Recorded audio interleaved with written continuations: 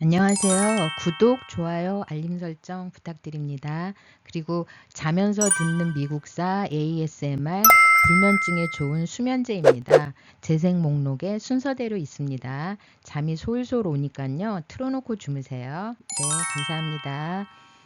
다음으로는 광개토태양 비문 해설과 임나가라의 위치, 이 책이 인터넷 교보, 예스24, 알라딘 등 온라인 서점과 오프라인 서점에서 판매 중입니다. 감사합니다. 네, 강의 시작하겠습니다. 오늘은 고구려가 규슈로 간 까닭에 대해서 말씀드리겠습니다.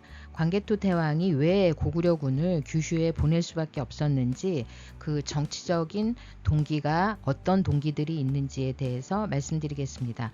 경제적 동기는 다음에 다시 기회가 있을 때 말씀드리고요. 요거는 고구려가 서해 바다의 항해 패권을 장악한다라는 그런 얘기까지 들어가야 되는데요. 그 얘기를 하려면 또 송소에 나오는 외오왕 얘기까지 해야 되기 때문에 분량이 되게 많아요. 그래서 오늘은 그 얘기는 말고 정치적인 동기에 대해서만 말씀드리겠습니다. 그 지난 시간에 고구려의 그 광개토 태양릉 비문에 나오는 임나는 임나가 아니라 마쯔라로 읽어야 된다, 이렇게 말씀드렸잖아요. 그래서 고구려가 마쯔라에 도착할 수밖에 없었던, 거기까지 가서 정벌을 할 수밖에 없었던 정치적인 동기에 어떤 동기가 있었는가, 이제 그 얘기에 대해서 말씀드리도록 하겠습니다. 그거를 알려면 먼저 광개토 태왕릉 비문의 신묘년조의 외는 누구인가, 그것부터 이제 알아야 되거든요. 그래서 그 얘기를 하려면 신묘년조에 대한 설명을 좀 드려야 돼요. 이제 신묘년조에 대해서 좀 알아야 됩니다. 어쨌든 일단 이 외는 한인외다, 그거를 좀 알아야 되고요. DNA는, 그러니까 생물학적 DNA는 한인들이고, 그 한인들이 열도에 가서 활동한 한인외가 고대외다, 그렇게 생각을 하시고, 이 신묘년제 외는 누군가, 이제 앞에 잠깐 말씀드렸지만 이 외는 규슈에 있는 규슈 백제를 가리키는 건데요. 왜 그렇게 되는지에 대해서 이제 계속 설명드리도록 하겠습니다. 먼저 신묘년조라는 게 어떤 내용인지부터 말씀드릴게요. 이 신묘년이라는 말은, 신묘년은 391년이 신묘년인데 이 391년이 그 광개토 태왕의 즉위년입니다. 근데 요 내용은 어디에 나오냐면 영락 5년조에 나옵니다. 영락 5년은 395년을 얘기를 하는 거죠. 영락 5년조에 이제 요 밑에 줄에 이제 그런 얘기가 나오는데요. 영락 5년은 광개토 태왕이 그 정벌을 그 다른 지역으로 땅을 넓히고 다른 영역을 넓혀가고 정벌을 했던 내용들에 대한 얘기들이 기록이 돼 있거든요. 그래서 영락 5년에 보면은, 영락 5년은 그 을미년인데, 그때에 비려라는 어떤 부족인 것 같아요. 비려가 이제 고구려인을 되돌려주지 않기 때문에 궁솔 왕토라고 나오는데, 이게 궁솔이라는 게 왕이 스스로 군사를 이끌고 이런 얘기예요. 왕이 군사를 이끌고 가서 토벌을 했다, 이제 궁솔 왕토. 그래서 부산을 지나서 염수까지 갔다, 이런 얘기거든요. 그래서 염수라는 건 저쪽에 이제 요 염수가 어디에 있는지에 대한 얘기만 해도 굉장히 얘기가 많은데, 오늘은 이제 여기서 얘기하지 않고요. 어쨌든 염수까지 가서 그 산부락을 다 이제 파괴를 하고 접수를 해서 6,700의 군영을 다 접수를 하고, 거기서 그 우마 군양, 그러니까 소, 말, 양 떼들을 셀 수 없이 많이, 불가칭수, 셀 수 없이 많이 데리고 왔다. 왕이 그렇게 해서 정벌을 하고 접수를 하고 땅을 넓혔다, 이제 그런 얘기를 한 겁니다. 그렇게 해서 쭉 오다가 그 동쪽으로는 후성, 역성, 그 북풍, 오비해 여기를 또 이제 다 점령을 하고, 동쪽으로는, 그러니까 이게 양평도를 지나서 동쪽으로는 그 후성, 역성, 북풍, 오비해 여기를 다 이제 또 땅을 넓히고, 거기 가서 그 광개토 태왕이 넓힌 땅을 가서 그 유람하고 관찰하고 그 영토의 경계를 이제 유람하고 관찰했다는 겁니다. 그리고 전엽 그 사냥을 했다는 거예요. 사냥을 하고 이제 돌아왔다까지가 이제 끝나는 거고요. 그 다음에 이제 문장이 또 이어지는데 여기서 보면은 백잔 신라 구시 송민 유래 조공 이렇게 돼 있어요. 그러니까 백잔과 백잔이라는 말은 그 백제를 낮춰 부르는 말입니다. 백제에 대한 혐칭, 비칭이죠. 얼마나 백제를 미워했는지 알 수 있죠.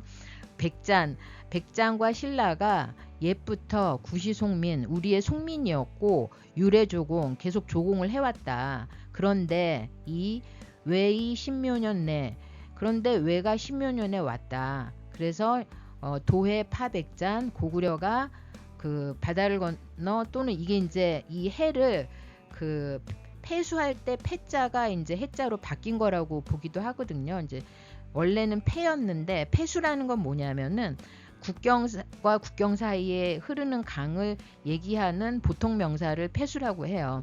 그래서 폐수를 그 고구려가 건너서 파백잔, 백제를 멸하고 공격하고 파괴하고 동쪽으로 신라를 초유해서 이위 신민으로 삼았다 이런 얘기거든요. 근데 이제 이거는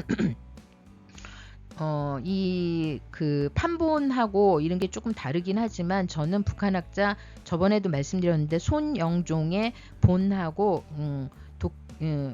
본하고 독해 해석을 이제 참조를 한 겁니다. 그런데 이제 여기서 문제가 되는 부분은 백제가 십몇 년에 와서 고구려가 폐수를 건너 백제를 격파하고 동쪽으로 신라를 초유하여 신민으로 삼았다. 이제 이 얘기인데 요 부분에서 이제 십몇 년의 외가 왔다라는 게 여기서 나오는 얘기예요. 그래서 십몇 년조의 외라고 이제 말을 하는 겁니다. 이제 십몇 년은 391년이고 전체적으로는 영락 5년, 395년에 나오는 얘기 중에 십몇 년의 외가 왔다라는 얘기가 나온다는 겁니다. 여기까지 이해가 되셨으면 그 다음으로 넘어가겠습니다. 이제 이 얘기를 먼저 여기 앞에 부분 백잔 신라 구시 송민 유래 조공 여기부터 좀 이해를 할 필요가 있는데요. 요 얘기를 이제 보통 어떻게 얘기하냐면 백제와 신라가 고구려의 송민이 된 적이 없다. 속국이 된 적이 없는데 고구려가 그리고 이제 뭐 조공을 바친 적도 없는데 고구려가 그 자기들이 얼마나 대단한 거를 과시하기 위해서 과장되게 이게 썼다는 얘기예요. 그렇게 해석을 하는 사람들이 이제 주류 학계에서는 주류 이른바 식민사 학계에서는 그렇게 해석을 하거든요. 그러니까 백제와 신라가 고구려의 그 송민이 된 적도 없고 속국이 된 적도 없고 조공을 바친 적도 없는데 고구려가 이렇게 썼다는 거는 자기들이 대단하다라는 그 허세, 뭐 이렇게 과장. 나 이렇게 이런 식으로 대단해. 너네 다 원래 우리한테 그 있지도 않은 속국이었는데 속국이었다고 과장하고 거짓말을 했다라고 주장을 하는데요. 그게 아니라 원래 이 말을 왜 했냐면 광개토 태양릉 비문의 첫 번째 그 줄을 이해를 하면 요 문장이 이해가 가는 겁니다. 이 첫 번째 줄에 그 태양릉 비문이 맨 처음에 어떻게 시작되냐면 이렇게 시작돼요. 유석 시조 추모왕지 창기야 출자 북부여 천재지자 모 하백녀 이렇게 나오거든요. 이게 뭐냐면 추모왕이 누굽니까? 주몽입니다. 주몽왕. 고구려의 시조 주몽왕이 나라의 터전을 처음 나라를 열 때 어디서 왔냐면 추모왕은 북부여에서 온 천자의 아들이고 엄마는 하백의 따님이다. 하백은 이제 바다의 신이잖아요. 그리고 이제 그러니까 추모왕의 아버지는 그 천자의 아들이고 엄마는 바다의 신인 하백의 딸이고 그리고 추모왕은 북부여에서 왔다 이렇게 돼 있는데 이 북부여가 어떤 나라냐면요 단군조선의 계통을 이은 나라가 북부여예요. 단군조선이 말기에 이제 북부여가 되는 거거든요. 요 계통을 이해를 하면 단군조선이 북부여가 되고 북부여에서 고구려가 나왔다라는 얘기는 무슨 뜻이냐면 단군조선의 정통성이 고구려에게 있다라는 얘기를 하려고 첫 문장에 이거를 쓴 겁니다. 그러니까 단군조선이 고구려야 이 얘기를 한 거예요. 그렇다면 단군조선이 어떤 나라냐? 단군조선은 백제나 신라 같은 나라들을 속국으로 거느리고 있었던 대제국이었어요. 단군조선은. 단군조선에 속했던 속국들이 많았어요. 그 중에 하나가 백제도 있었고 신라도 있었습니다. 단군조선의 속국이었어요. 백제와 신라가. 그래서 단군조선은 바로 고구려인 겁니다. 고구려 입장에서 단군조선의 정통성을 이어받은 건 나야. 그러니까 너네들이 옛날부터 우리 속국이었고 우리한테 조공을 바쳤잖아. 왜? 고구려가 바로 단군조선이니까 이 얘기를 한 겁니다. 그래서 고구려 입장에서는 이게 거짓말을 얘기한 게 아니라 자기의 정통성이 어떤 거다라고 선포를 한 거예요. 그래서 첫 문장을 이해를 하면 이 백잔신라 구시송민 유래조공 이 문장이 과장됐거나 거짓이 아니라 고구려가 단군조선의 정통성을 이어받았다라는 첫 문장과 연결돼 있는 거구나. 그래서 이거는 고구려가 자기 자신을 그렇게 이해하고 있었던 거구나. 이렇게 해석할 수 있는 거라서 과장이거나 허세라고 얘기할 수 없는 거죠. 스스로 고구려는 자기 정체성을 그렇게 생각을 한 거니까. 그래서 옛날부터 우리 송민이었고 우리한테 조공을 바쳤었다. 이 얘기를 한 거예요. 고구려는 단군조선하고 자기 정체성을 일치시킨 겁니다. 그래서 이 문장은 거짓말이라고 볼 수가 없는 거죠. 그래서 다음 문장을 가보면 그런데 왜가 십몇 년에 왔다. 이제 이게 문제가 되는 거거든요. 그래서 이제 왜가 십몇 년에 왔다라는 얘기를 할 때 보통 지금 현재 학계에서는 이렇게 해석을 합니다.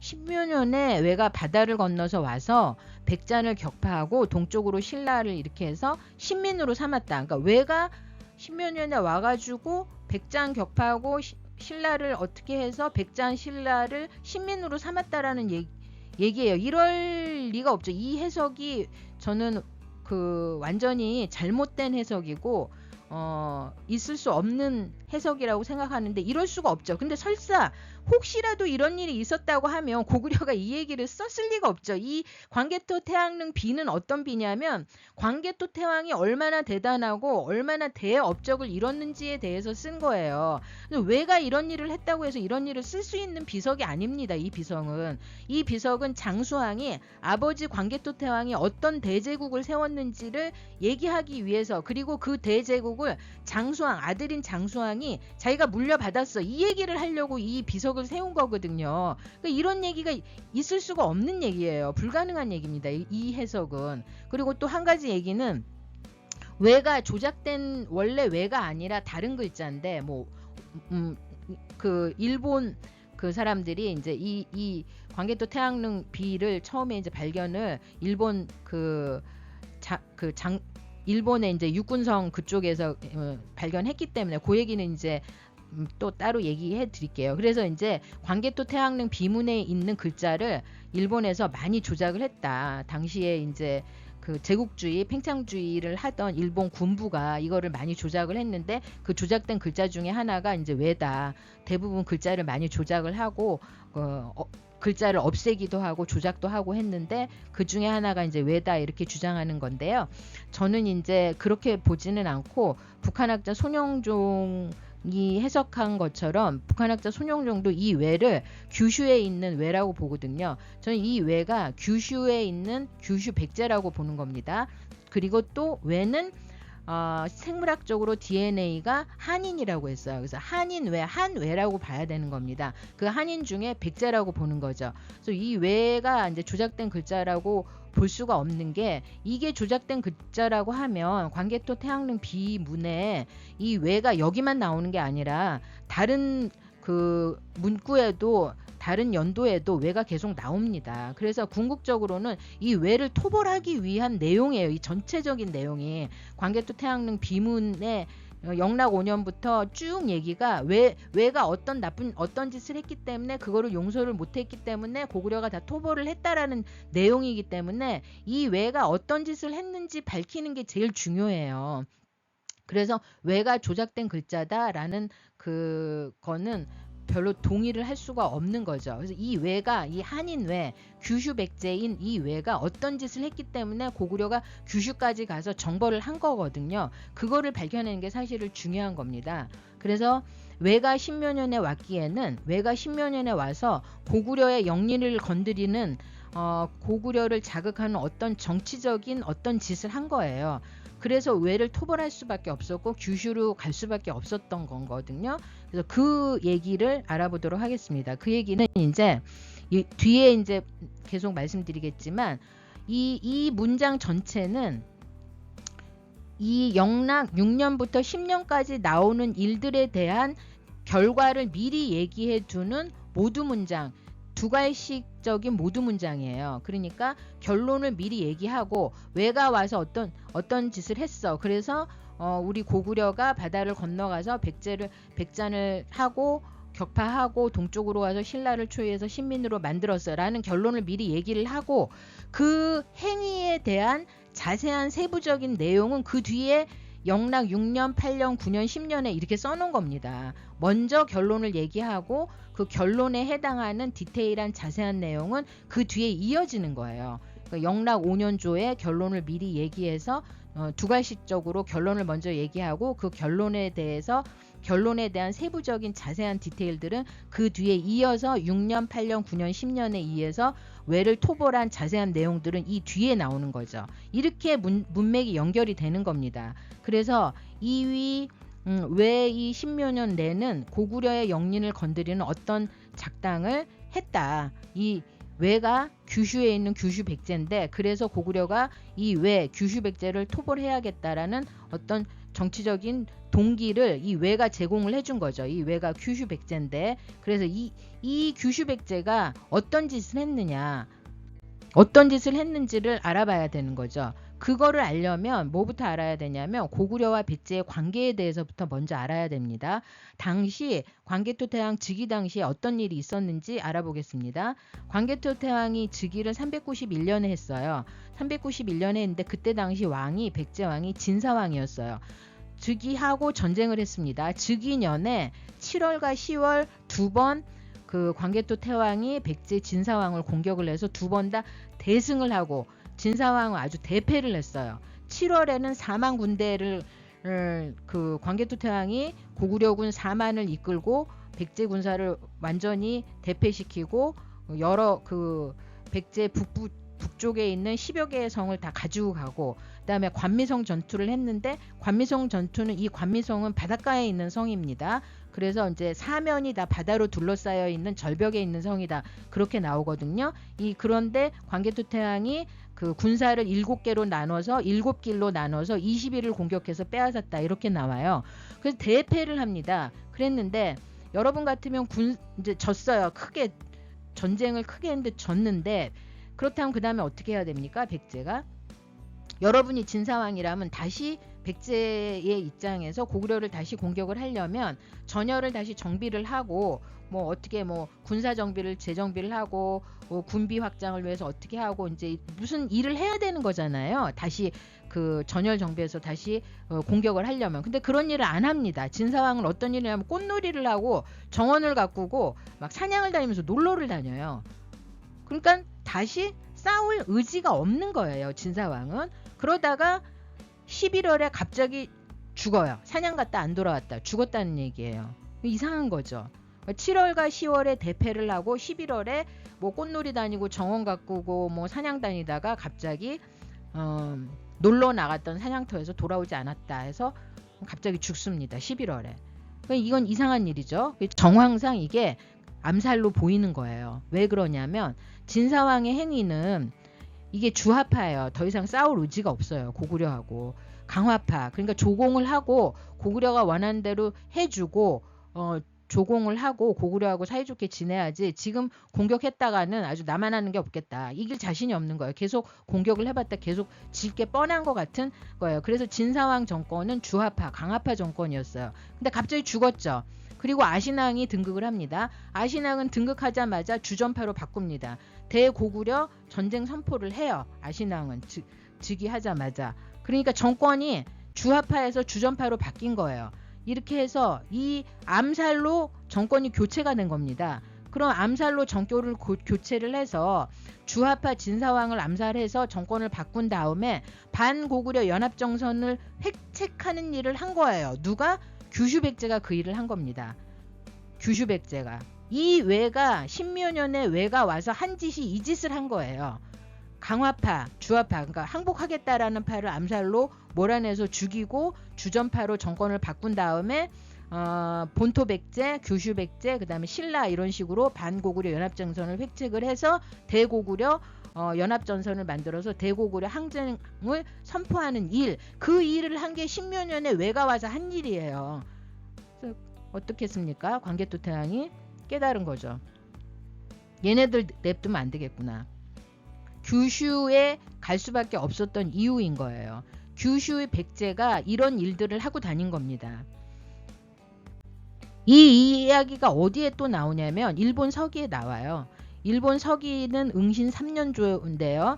응신 3년조는 기년으로는 272년입니다. 근데 여기에다가 120년을 더하면 392년이 돼요. 근데 이제 요 392년하고 태왕 즉위년은 391년이라 그랬잖아요. 1년 차이가 나는데, 근데 이제 이게 이상한 게 삼국 사기에는 태왕 즉위년을 392년이라고 해놨어요. 왜 그런지는 모르겠는데 비문의 기년과 삼국 사기에 나온 기년이 1년씩 차이가 나요. 근데 이 왜 1년씩 차이가 나는지에 대해서는 설이 굉장히 많습니다. 뭐 실수라는 설부터 시작해서 당나라의 못 때문에 그렇다는 것부터 시작해서 뭐 기년을 작성할 때 뭐가 어떻게 어긋났다라는 것부터 시작해서 굉장히 그 학설이 많기 때문에 여기서는 그 얘기는 할 수가 없고요. 어쨌든 이것만 알아주시면 돼요. 비문의 391년이 광개토 태왕 즉위년입니다. 그게 신묘년이고요. 그래서 391년을 기준으로 해서 392년이라고 삼국사기에 기록되어 있는 것도 거의 같은 해에 일어난 일로 봅니다. 392년도. 그래서 어쨌든 일본 서기의 응신 3년조는 272년에다 120년을 더하면 392년이 돼요. 그럼 거기에 무슨 내용이 나와 있냐? 이런 내용이 나와 있습니다. 백제 진사왕이 즉위하여 귀국천왕에게 무례했다. 그래서 기각숭례, 우전시대 숭례, 석천숭례, 목도숭례 네 사람이죠. 네 사람을 파견을 해서 진사왕을 죽였어요. 그 무례함을 꾸짖었다. 이에 백제국은 진사왕을 죽여 사죄하였다. 기각숭례 등은 아화를 왕으로 세우고 돌아왔다. 자, 진사왕이라는 주화파, 항복파를 죽이고 정권을 바꾸고 아신왕으로 정권을 바꾼 게 누구예요? 규슈 백제에서 보낸 암살단 4명. 목토숭례, 석천숭례, 우전시숭례, 기각숭례 이 4명이 십몇 년에 왜가 왔다의 그 왜인 겁니다. 그 왜가 규슈 백제예요. 이 규슈 백제에서 보낸 암살단 4명이 정권을 바꾸고 대고구려 반고구려 연합정선을 획책하고 주화파 정권을 대항전파 정권으로 바꾼 겁니다. 이런 일을 규슈 백제가 했기 때문에 고구려가 규슈를 점령하러 토벌하러 이런 짓을 감히 대고구려 반연합정선을 획책을 하고 고구려에게 항복하겠다라는 정권을 암살로 죽여서 없애고 이런 짓을 한 규슈 백제를 정벌을 하러 징벌적 토벌을 하러 규슈로 간 겁니다. 이게 정치적인 동기예요. 그래서 정리를 해서 말씀을 드리자면 능 비문의 영락 5년 조에 신묘년에 왜가 왔다라는 그 왜는 한인외 규슈 백제를 말하는 거다. 그래서 이 왜이 신묘년 내라는 건 무슨 뜻이냐면 이 왜가 즉 규슈 백제가 신묘년에 와서 어떤 작당을 했다라는 뜻이고 이 왜는 규슈 백제가 신묘년에 와서 진사왕 즉 항복파 정권을 죽이고 주전파 대항정파 정권 아신왕으로 정권을 바꾸는 일을 했다는 거죠. 즉 진사왕 주화파 강화파 정권이 아신왕 주전파 정권으로 바뀐 겁니다. 그리고 이 규슈 백제가 또 어떤 일을 했냐면 반고구려 연합전선을 만듭니다. 그래서 백제는 비문에서는 백잔이라고 나오고 비문에 나오는 왜는 규슈 백제예요. 그래서 신라 규슈 백제 그 다음에 본토 백제, 비문에선 백잔 이렇게 다 해서 반고구려 연합전선을 획책을 한 거고 그렇게 해서 이런 일 때문에 고구려가 규슈까지 가서 이 규슈 백제를 정벌을 할 수밖에 없었던 거죠. 그래서 한반도 본토 백제를 주전파로 만들면서 대고구려 항전을 부추기는 그 세력 본진이 규슈에 있었던 겁니다. 그래서 비문에는 이걸 잔외라고 나오는데요. 잔외 그러니까 백잔이 백제예요. 그리고 이 외는 규슈 백제예요. 얘네들이 동고동락하고 살고 있는 것이 규슈인 거죠. 그래서 거기에 가서 일망타진하고 발본색원하려면 규슈 백제를 점령을 하고 그 규슈 백제를 완전히 징벌적 점령을 해서 혼내줘야지 다시는 이런 짓을 안 할 거 아니겠습니까? 이것이 바로 고구려가 광개토 태왕이 그 고구려군을 규슈까지 보낸 이유인 것입니다. 네, 오늘은 여기까지 말씀드렸고요. 다음 시간에는 광개토 태왕과 아신왕이 저는 거의 나이가 비슷했던 또래왕이라고 보는데요. 이 또래왕들이 전쟁 엄청 했는데 누가 이겼을까요? 뭐 결론은 많이 아시겠지만 그래도 이 과정을 좀 알아볼 필요가 있습니다. 이건 비문 영락 6년과 삼국사기 백제봉기를 비교해 가면서 이 광개토 태왕과 아신왕의 대결 이 과정을 다음 시간에는 알아보도록 하겠습니다. 네, 감사합니다. 다음 시간에 또 시청해 주세요. 구독, 좋아요, 알림 설정 부탁드려요. 감사합니다.